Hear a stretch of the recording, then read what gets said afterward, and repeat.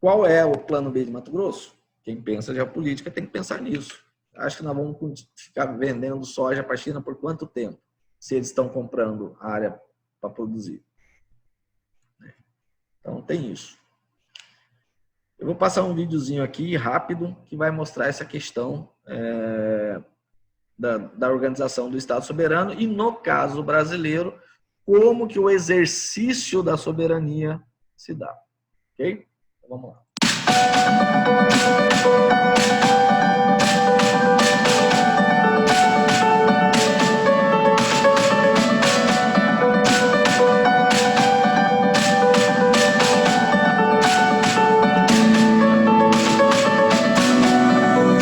Vem aqui comigo, vamos entender melhor o que é e como se desdobra, como é que funciona essa soberania. A gente já viu, não é, que a soberania é o exercício do poder. É o exercício do poder, é a forma, é a capacidade que o Estado tem de quê?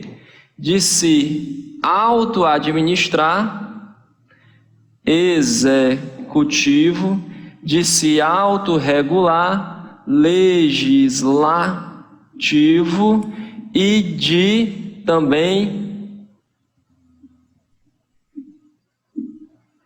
dizer a justiça, dizer o direito, de exercer a jurisdição, que vem aqui, ó, iuris dictio.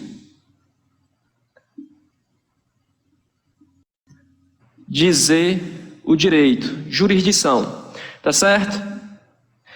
Aqui, o executivo, como eu já falei, ele vai se administrar, ele vai administrar o Estado. A nível municipal, quem é que é o representante do executivo? Não é que é o representante, é quem é o executivo a nível municipal. É o prefeito e o vice-prefeito. A nível estadual, quem é que é o executivo? Quem é que representa o executivo? É o governador. E a nível federal, lá na União, quem é que exerce o executivo? Quem é que é o executivo que representa? É o presidente. Aqui no legislativo, a nível municipal, a gente tem a Câmara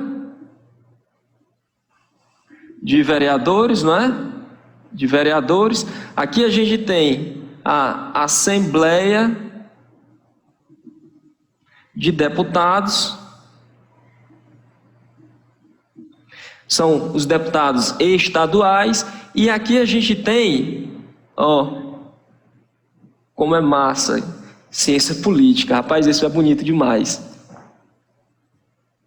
Legislativo. O que foi que eu falei para vocês que é o Estado? É uma instituição criada para manter a coexistência pacífica entre os homens através de quê? Através do direito. Então, dentro dessa estrutura aqui, qual é a função do poder aqui? Qual é a parte desse poder soberano mais importante? É o legislativo, minha gente. O legislativo é que vai criar todas as leis que vão o quê? Que vão regular as relações entre os indivíduos e as relações entre os indivíduos e o Estado. Tudo que diz que interessa na sua vida e na minha passa aqui pelo poder legislativo. Olha o tamanho desse poder.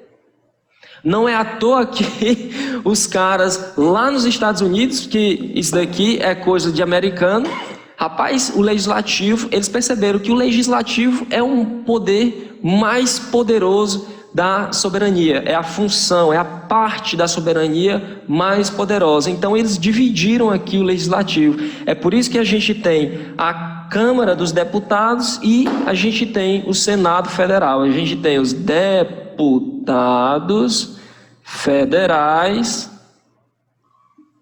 e os senadores. A gente tem que dividir, não pode deixar o poder, um poder tão poderoso como esse, na mão de uma classe só. Não dá para deixar como nos estados ou como nos municípios, tá bom? Então, a estrutura básica das funções, porque o executivo, o legislativo e o judiciário não são poderes do Estado. Eles são formas de manifestação do poder do Estado, são funções do Estado, que nada mais é do que o exercício da sua soberania, tá bom? Eu vou no próximo vídeo falar com vocês, no próximo não, num outro vídeo, falar com vocês sobre o judiciário, como é que ele se estrutura. Só que antes disso, vocês têm que entender um pouco do conceito de direito. E é isso que a gente vai ver no próximo vídeo, tá bom? Até lá!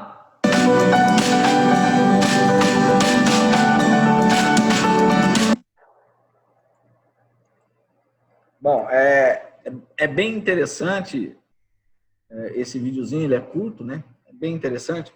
E essa divisão do poder da soberania, ela vai aparecer depois da Revolução Francesa, onde eles estavam reescrevendo a Constituição. Eles entenderam que precisavam ter uma lei que fosse uma lei muito forte, que hierarquicamente fosse superior a todas as demais, inspirados na Guerra das 13 Colônias lá nos Estados Unidos, que é a Guerra das 13 Colônias, é o processo de independência dos Estados Unidos. Então, acontece a Guerra das 13 Colônias, logo depois sai a Constituição Americana, que vige até hoje, e isso vai inspirar a Revolução Francesa. Então, eles tiram o modelo monárquico que estava na época e resolvem escrever a Constituição Francesa. E um pensador chamado Montesquieu falou, olha, ao invés de a gente concentrar o poder na mão de uma única pessoa, né, ou de um único grupo de pessoas, vamos dividir em 3 esse poder. O principal para Montesquieu era o poder que iria editar as normas, que eles chamam isso de legislativo. Um segundo poder que iria botar essas normas em execução, seria o executivo. E um terceiro poder, que é o de mediação de conflitos, que porventura surjam ou na execução das leis ou nas relações entre os cidadãos, entre si, o cidadão com as pessoas jurídicas, o cidadão com o Estado e vice-versa. Então, aí apareceu o poder judicial, ou jurisdicional. Bom, vamos entrar agora na teoria das relações internacionais. Como todos sabem, todas as teorias elas aparecem, elas surgem para tentar mostrar para a população, para a sociedade, para quem estuda, de uma forma compreensível, alguma parte aí do conhecimento humano, né? E ainda propondo, né, possíveis previsões de cenário para o futuro. Então, é o que está escrito aí no texto. Teorias costumam ter a intenção, né, o objetivo, de tornar o mundo mais compreensível para os seus interlocutores. Em alguns casos, de explicar e desenvolver possíveis previsões para o futuro. No caso das teorias de relações internacionais, são instrumentos teóricos, conceituais, através dos quais nós podemos compreender e explicar os fenômenos relativos à ação humana que transcende o espaço interno dos Estados. Então, todas as relações humanas dentro do Estado são relações jurídicas normais, mas pode acontecer de termos a necessidade de termos relações externas, fora do nosso território, né? Como que essas relações, sob o ponto de vista do direito ou das relações diplomáticas, se darão, tá? Então, isso aí é muito importante. No direito, nós temos dois grandes ramos que cuidam disso, que é o direito internacional público, que ele vai disciplinar as relações entre os organismos de Estado do Brasil com organismos de outros estados ou com organismos multilaterais. Como que o Brasil se relaciona com a ONU, com a OMC, com a OCDE, né, com G20, G8, FMI, Fundo Monetário Nacional, enfim, com todos os organismos multilaterais. Tá? E também temos um outro ramo que se chama direito internacional privado, que é a relação das pessoas aqui do Brasil, sejam elas físicas, sejam elas jurídicas, com outras pessoas físicas ou jurídicas de outros estados, de outras nações. Então, quando eu estou falando aqui de trade, estou mandando soja para a China, né? Milho, sei lá, milho para a África, para a Índia. Né? Qual é a segurança jurídica que eu tenho, que eu vou vender, que eu vou entregar o produto e eu vou receber o preço ajustado? Então, nas teorias das relações internacionais, se debate exatamente isso, tá? Nessas nossas relações com organismos externos, sejam eles estados, sejam eles organismos que não sejam do estado, pessoas físicas ou jurídicas, né? De repente, tem um professor que recebe uma herança na Itália. Como que ele vai receber essa herança? O professor daqui, né? Vamos supor assim, um italiano, a família Torresano, deixou lá um castelo, né, na Itália. Então, como que eles vão exercer esse direito de sucessão lá? Aí o direito internacional privado vai responder. Ok? Então, nessas nossas andanças de reflexão, nós descobrimos que nas relações internacionais as palavras-chave são geopolítica e geoestratégia. Por quê? Porque mesmo quando você vai vender uma soja para a China, por exemplo, a segurança jurídica de você poder vender, entregar e receber decorre de tratado internacional que o Brasil tem com a China. Só que o conteúdo do tratado internacional, de repente, que o Brasil tem com a China, é diferente de um outro tratado internacional também visando o trade de soja, por exemplo, com a Índia. Por quê? Porque os estados, eles fazem os tratados internacionais de acordo com a sua geopolítica e com a sua geoestratégia. Com relação à geopolítica e usando a geoestratégia. Tá? Por isso que os conteúdos dos tratados são diferentes. Ok? Então, tem que entender geopolítica e geoestratégia. Bom, a questão da posição geográfica. Tá? A posição geográfica de uma nação define as suas questões geopolíticas e geoestratégicas. E pode definir positivamente como pode definir negativamente. Então, a sua posição no planeta Terra pode ser a oportunidade de você ser uma nação de sucesso, né? A gente chama de hegemônica de poder, mas também pode ser o motivo da sua bancarrota, de você ser dominado por um outro estado, tá?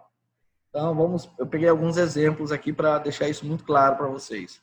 Então, se você pegar a história do Egito, que tem mais de 5.500 anos, vocês vão ver que o Rio Nilo foi fundamental para o Egito ser, num dado momento na história dele, o país de hegemonia de poder no planeta. Era o país que dava o tom da conversa. Era o país que mandava no mundo. Tá? Por quê? Porque naquele trecho do Rio Nilo, né, dentro do Egito, ele tornou as terras do Egito férteis. Ali na parte em que o rio impactava, do ponto de vista ambiental. Ok? E isso aí possibilitou ao Egito a produzir bens de consumo que supria as necessidades do seu povo e ainda permitia com que ele fizesse comércio exterior, aumentando a sua riqueza. Ele começava a vender os produtos dos bens de consumo que ele produzia, não era só relacionado à produção de alimentos. A água ela serve praticamente para tudo, até para você produzir metal, né? Pegar o metal e trabalhar o metal. Então, eles conseguiram produzir vários bens de consumo, fazer comércio exterior, e isso aí fez com que os seus cofres ficassem cheios de moedinhas de ouro, Eles conseguiram, a partir daí, montar um grande exército, e esse exército começou a dominar outros territórios, porque quando dominava outros territórios, ele também dominava recursos naturais. Quando dominava recursos naturais, o que ele conseguia? Produzir mais bens de consumo, aumentar o seu comércio exterior. E aí era um efeito cascata. Tá? Bom, num belo dia, ao longo da vida do Egito, o seu exército ficou fraco. Quando o seu exército ficou fraco, os outros países começaram a olhar o Egito de forma diferente e começaram a reconquistar áreas, e isso causou, num dado momento da história, a perda de hegemonia de poder do Egito em relação às outras nações, dando origem aí depois aos helenos, depois que dominaram logo depois a região. Depois dos helenos veio o Império Romano. Então sempre é essa história. Tá? A sua posição geográfica define a sua vida de sucesso ou depois de insucesso. Ok? Então isso é muito importante. Tá? Olha aqui, ó. Esse aqui é a foto do Monte Hermon. Esse Monte Hermon, ele está ali entre a Síria e Israel, ok? E ele tem uma característica peculiar. Por ele ter mais de 2.800 metros de altitude, ele possui gelo glacial. Gelo glacial é gelo eterno. E esse gelo, ele é depositado pela umidade do planeta. Então, o tempo todo está sendo depositado gelo ali. E esse gelo ele vai se movimentando. Tá? Toda a geleira se movimenta. Quando você vê lá na Antártida aqueles blocos caindo, é porque está sendo produzido gelo lá atrás, que vai empurrando toda aquela massa e ela vai caindo na parte frontal. Okay? Então, esse gelo que está no cume, ele começa a descer, é um processo normal, é natural, e quando ele começa a descer, ele começa a produzir água, porque ele derrete. Então, ele tem 3 grandes fontes de água, várias fontes de água mineral ali do degelo do Monte Hermon, que produz 3 rios, e esses 3 rios vão formar o Rio Jordão. E todo o vale do Rio Jordão é fértil. Então, a própria foto mostra para vocês aí campos férteis, numa região árida, numa região de deserto. Né? O próprio Salmo 133 fala sobre isso. Né? Diz que a união dos irmãos, né, da nação, na época dos hebreus, né, a união dos hebreus, eles eram comparados à bênção do orvalho do Monte Hermon pelo vale dos montes de Sião, entendeu? Porque ali a bênção era permanente, ou seja, a fertilidade era permanente, ok? Bom, em 1967, em 1950, Israel volta ali por uma decisão da ONU, e aí eu não estou dizendo se está certo, se está errado, não vou entrar nesse debate, tá? Entre Israel e os palestinos e os árabes. Isso para mim não é importante. O importante é entender o movimento geopolítico. Tá? Então, em 1950, Israel volta a ter um território, eles não tinham território, por uma decisão da ONU. Em 1967, Israel faz uma guerra lá chamada Guerra de 6 Dias, e ela captura da Síria o Monte Hermon. Tá? Logo depois, a Síria, em 73, propõe uma guerra chamada Guerra do Yom Kippur para recuperar o Monte Hermon. Olha a questão da importância geográfica. Tá? 15 dias depois, Israel recupera o Monte de Hermon, inclusive as colinas de Golã, que fica logo depois. Em 81, Israel cria uma lei interna dele chamada Lei das Colinas de Golã e anexa as Colinas de Golã para o seu território. Isso nunca foi reconhecido pela ONU, tem uma resolução lá, tá? Que é a resolução 497, que não reconhece a lei das Colinas de Golã. Mas isso aí, para mim, não é importante. O importante é eu entender o Monte Hermon e a importância do Monte Hermon, que justificou essa guerra de 6 dias e depois a guerra de Yom Kippur. Então, eu vou passar um videozinho rápido, né, para a gente compreender essa questão do Monte Hermon, tá?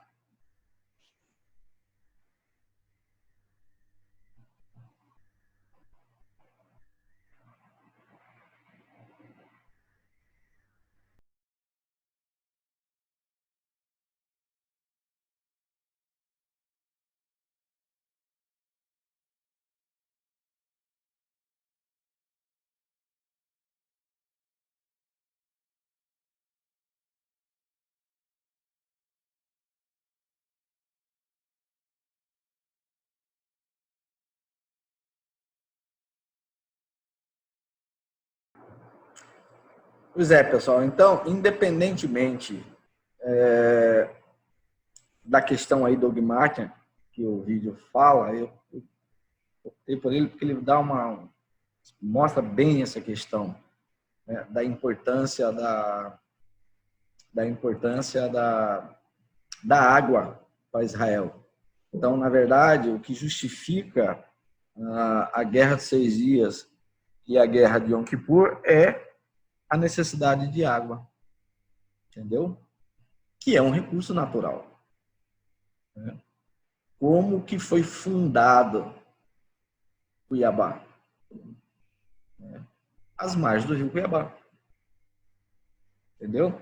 Se vamos imaginar que aconteça uma catástrofe e seque o rio Cuiabá e o rio Cuspó. Acabou, doutor, nós vamos ter que sair daqui. Que sem água a gente não consegue viver.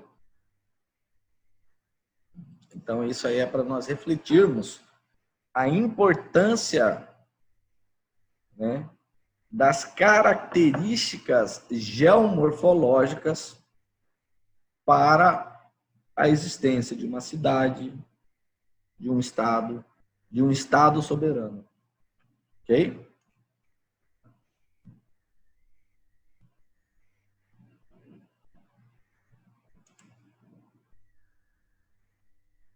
Bom, geopolítica. Eu falei de geopolítica, falei de geoestratégia, né? Então, olha só. Eu peguei alguns conceitos para a gente compreender o que é geopolítica. Em 1995, Josué Castro falou: o que chamamos de geopolítica não é uma arte de ação política na luta entre os estados. É apenas um método de interpretação da dinâmica dos fenômenos políticos na sua realidade espacial. Ou seja, todos os movimentos internos das nações, elas podem e vão gerar efeitos externos nas suas relações, sejam elas diplomáticas, sejam elas nas suas relações de comércio exterior, ou seja mesmo nos seus conflitos. Tá? Então, a geopolítica, ela se destina a isso, a interpretar a dinâmica, o movimento dos fenômenos políticos na sua realidade espacial, naquele seu local. Né? Então, às vezes, o geoestrategista está tendo um problema lá no Oriente Médio e ele é daqui da América, ele não se preocupa tanto.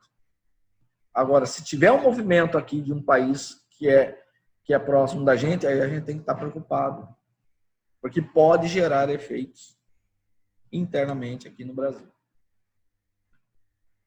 O destino político e estratégico das cinturas fragmentadas, ou seja, dos países, né, é de interesse vital para o mundo marítimo dependente do comércio. Tá? Então, o Saul Bernard Cohen, já em 2009, ele falava isso. Tá? E essa questão do comércio exterior e os mares, eles são intrínsecos. Né? São intrínsecos. Não dá para você produzir não sei quantos milhões de sacas de soja e mandar para a China de avião. Necessariamente será pelos mares. Tá? Então, você entender o mundo marítimo também é uma questão de geopolítica. Vai impactar na senda, na história das nações. Tá? Em 1911, um americano, né, formado em geografia e pensando geopolítica, ele dizia já isso: quem dominar o mar, domina o mundo. Né? Nós vamos ver logo mais na frente como que foi aplicado o pensamento do Alfred Marr. Tá? Os alunos de geoprocessamento, eu deixei uns textos ali na nossa sala que fala sobre o pensamento de Marr, de Mackinder, de Spykman, entre outros. Tá? Mackinder, em 1904, ele falava o seguinte: o Mackinder, ele era um diplomata, geógrafo britânico. Ele falava o seguinte: quem controlar a Europa de leste, né, comanda o Heartland, que vai ser Rússia e Alemanha. Quem controlar o Heartland, o coração da Terra, comanda a ilha mundial. A ilha mundial, para ele, era a Eurásia e a África. E aí, quem controlar a ilha mundial, comanda o mundo. Então, veja bem, isso ele já falava para a Inglaterra. A Inglaterra adotou isso daí. Tá? Então, eles faziam todo um controle mundial, porque eles conseguiam controlar a Europa, a Ásia e a África. Ou seja, aonde estavam todos os recursos naturais e os bens de consumo sendo produzidos. Né? Como que a Inglaterra fazia essa hegemonia de poder? Uma marinha fortíssima, que é histórico, e o domínio territorial da Europa. Tá? Através da implementação de estradas de ferro.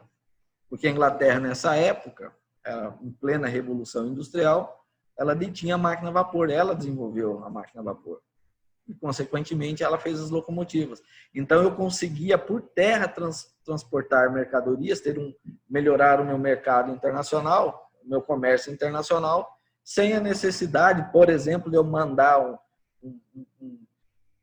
produto para o Japão, ele tinha que contornar toda a África de navio, né?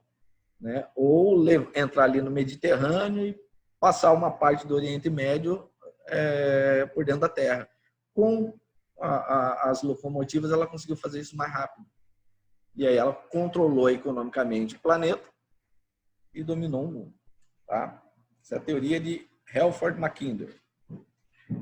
Olha só o que o Giacomo Durango, em 1846, eu não lembro muito o que aconteceu em 1846, eu não estava lá, mas ele já falava: a situação ou posição geográfica determina de forma inalterável o caráter geoestratégico de um país. Então, é aquilo que eu falei: aonde está o teu país, está selado o seu destino. Ok? Para o bem ou para o mal. Tá? Isso é fundamental. Então, Pedro Perazati Correia, em 2012, ele dá duas definições bem interessantes. Ele fala assim: geopolítica é o estudo das constantes e das variáveis do espaço que, ao objetivar-se na construção de modelos de dinâmica de poder, projeta o conhecimento geográfico no desenvolvimento e na atividade política. Ou seja, eu tenho que compreender o que eu tenho de recursos naturais e, a partir daí, fazendo uma análise da dinâmica de poder entre os outros partícipes, entre outros estados, outras nações, eu propor uma estratégia política em meu benefício, óbvio. Cada estado sempre vai estar procurando os seus próprios benefícios, né? Melhorar a qualidade de vida dos seus concidadãos. E para ele fazer esse desenvolvimento das suas atividades políticas, ele precisa pensar a geopolítica de forma estratégica. Ou seja, a geoestratégica é o estudo das constantes e das variáveis do espaço que, ao objetivar-se na construção de modelos de avaliação e emprego de formas de coação, projeta o conhecimento geográfico na atividade estratégica. Apareceu emprego de formas de coação. Então, quando você precisa fazer um mercado, um trade, né, um comércio exterior, com certeza você tem que negociar. E na hora que você senta na mesa para negociar, você tem que ter formas de coação. Mesmo quando você vai fazer uma entrevista para emprego, é um jogo de estratégia ali. O que eu vou falar, o que eu não vou falar, como que eu vou agir, como que eu vou me posicionar nesse tabuleiro de xadrez. Você vai disputar um contrato aí no mercado, eu tenho uma empresa. Como que você vai negociar esse contrato? É um jogo de formas de coação. Para você aumentar ao máximo o seu valor, né, na contrapartida do serviço que você propõe fazer. Tá? Então, geoestratégia é isso. Então, normalmente, pessoal, na formação das escolas superiores de guerra nos países, a geopolítica e a geoestratégia está na grade de formação desses cursos superiores, ok? Mas também para os civis isso também é normal. Quem faz estuda relações internacionais, faz política, né, e geografia também pensa. Quem estuda direito constitucional, direito internacional público e privado e direito ambiental também tem que estudar geopolítica e geoestratégia.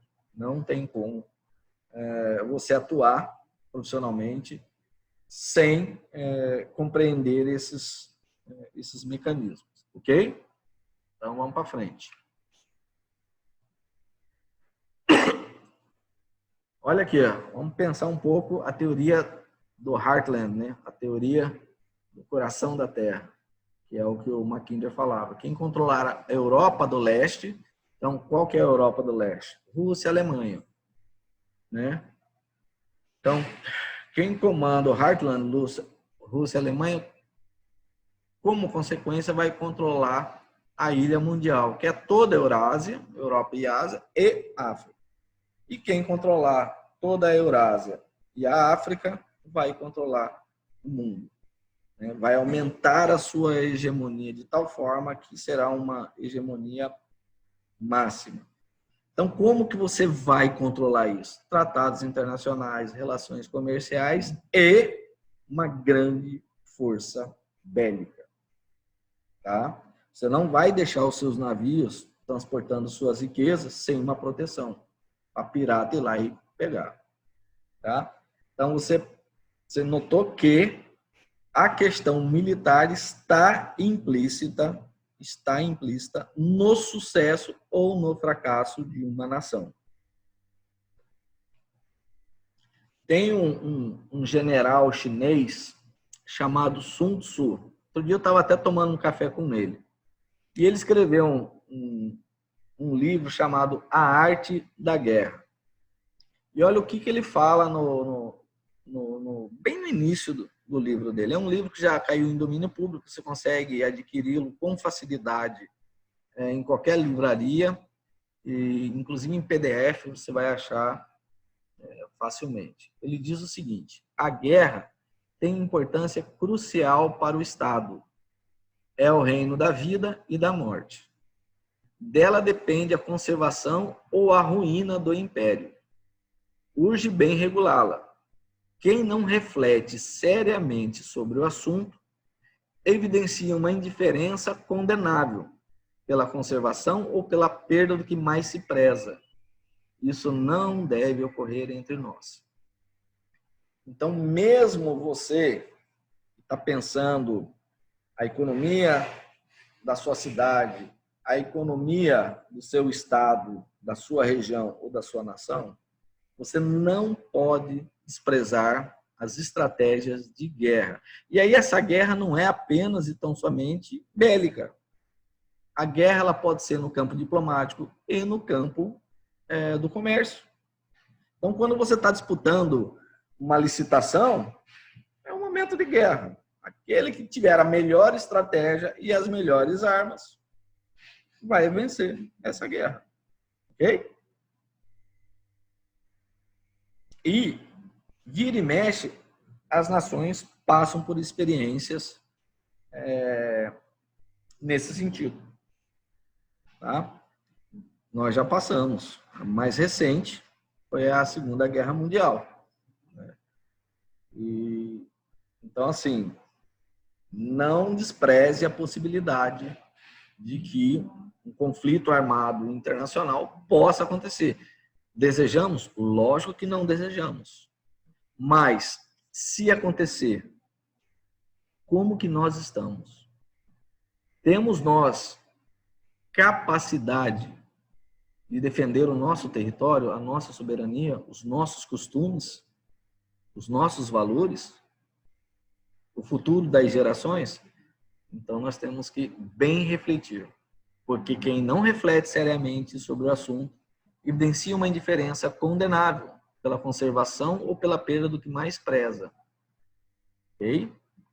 Então, lembrando lá, aquela pergunta que eu fiz lá atrás, consegue identificar valores do povo brasileiro? E eu falei que quando você estuda direito constitucional, enfim, história, né, quando você vê como nasceu São Paulo, foi uma ação de um jesuíta, ou seja, a base da nossa sociedade é judaico-cristã.